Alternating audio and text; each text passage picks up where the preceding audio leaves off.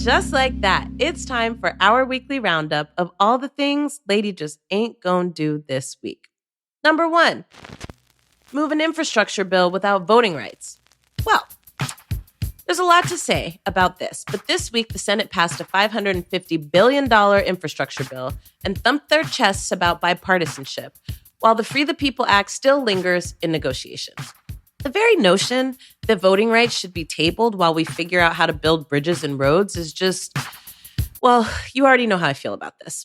The Senate version of the infrastructure bill breaks down as follows. It's $110 billion for roads, bridges, and major infrastructure projects, including $1 billion to reconnect communities, disproportionately Black communities that were devastated by building freeways through the middle of our shit, $39 billion to modernize public transportation, $65 billion for broadband upgrades, $17 billion for ports, and $25 billion for airport improvements, $7.5 billion for zero and low emission buses and ferries, and another $7.5 billion for electric chargers, $65 billion to rebuild the electric power grid, $55 billion to upgrade water infrastructure, $21 billion to clean up Superfund sites and brownfields. What's missing from this compromise? $400 billion for care infrastructure, which it's looking like went into a separate bill for social infrastructure. And you know what else got left behind? Voting rights. This is actually quite shameful, folks. If we don't get voting rights, none of this shit matters because who's going to take advantage of it? Other things Lady don't love this week is recalling the governor of California.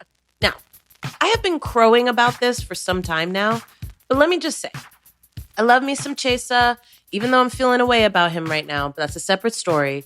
I am confident he's going to make it. The district attorney is an important role in a place, and Chesa, hopefully, always knew he was going to have to fight to stay in that role while doing things right in order to keep the progressive base energized who elected him in the first place. But the California governor's race is something different, and Lady wants you to listen to me very, very, very carefully. If this recall election is successful, it's going to fuck up the whole balance of power, not just in the state, but across the country. This recall election is a temper tantrum from people who are doing the orange devil's bidding. Remember how their president left us to die in 2020 when all the wildfires were raging and that idiot wouldn't send any federal aid? Remember when their president left us to die when he had a whole shipment of broken ventilators sent to California because he wanted to compare penises with our governor at the height of a global pandemic? Man, fuck this recall in the eyeball. Now, I have a lot of criticisms of Governor Gavin Newsom. A lot. He has been grating my nerves since the time he was a supervisor in San Francisco. He grated on my last nerve when he was the mayor of San Francisco. But as governor, I'm going to take him over 50,000 of these clowns who are running against him. So no on the recall. And don't select nobody when you cast your ballot. If these clowns want to run things here, they should run fair and square in a regular election. That's that on that. Other things Lady just ain't gonna do this week. Cory Booker has earned this smoke. Now, Cory, I hope you didn't think for 1 second that you wasn't gonna catch the smoke this week because we've been talking about infrastructure. We heard about the dumb shit you said in respect to defund the police, and Lady's not here for it. Not one bit. Now, let me catch y'all up on this.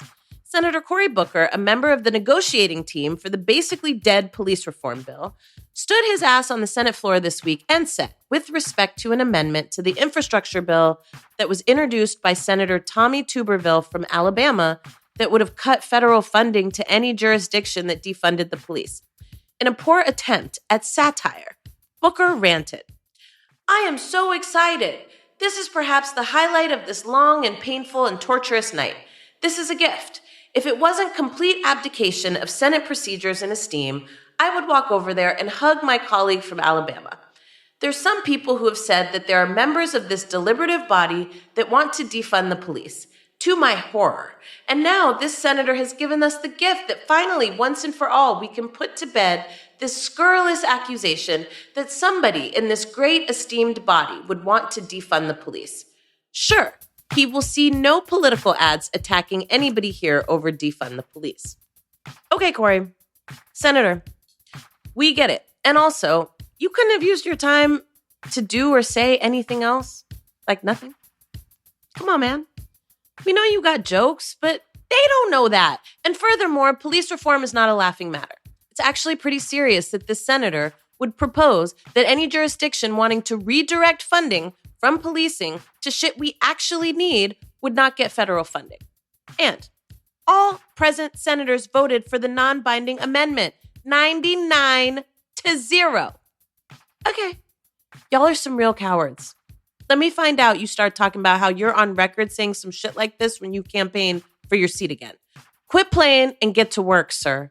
Way to give these cowards some cover. Last thing on ladies' do not like list this week is Afghanistan. What in the fuck? Okay, y'all, so Lady doesn't have enough info on all of this. So let me put a placeholder here that we want to revisit this on next week's pod. The short story is that the United States pulled troops this week after fucking decades of occupation. And now the Taliban has taken control of most of the region. Why is this happening? And what does it mean for the people of Afghanistan? We'll be back to discuss this next week.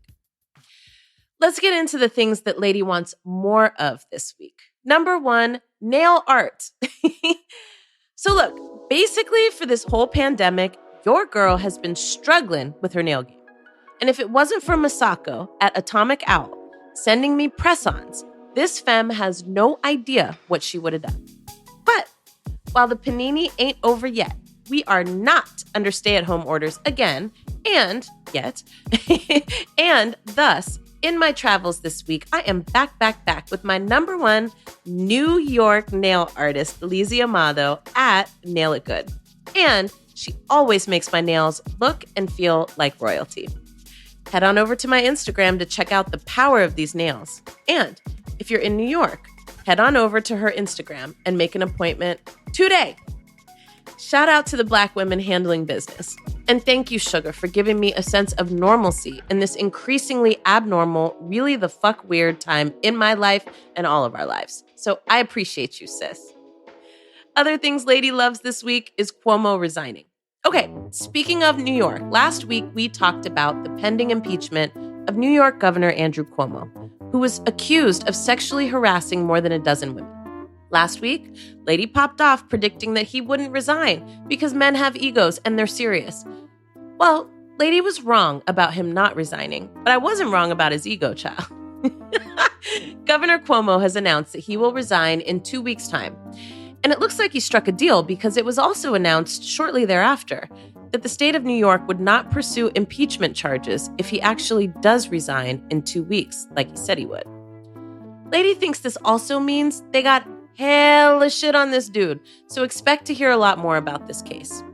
Also, Cuomo's resignation will pave the way for New York to have its first woman as governor in the history of the state.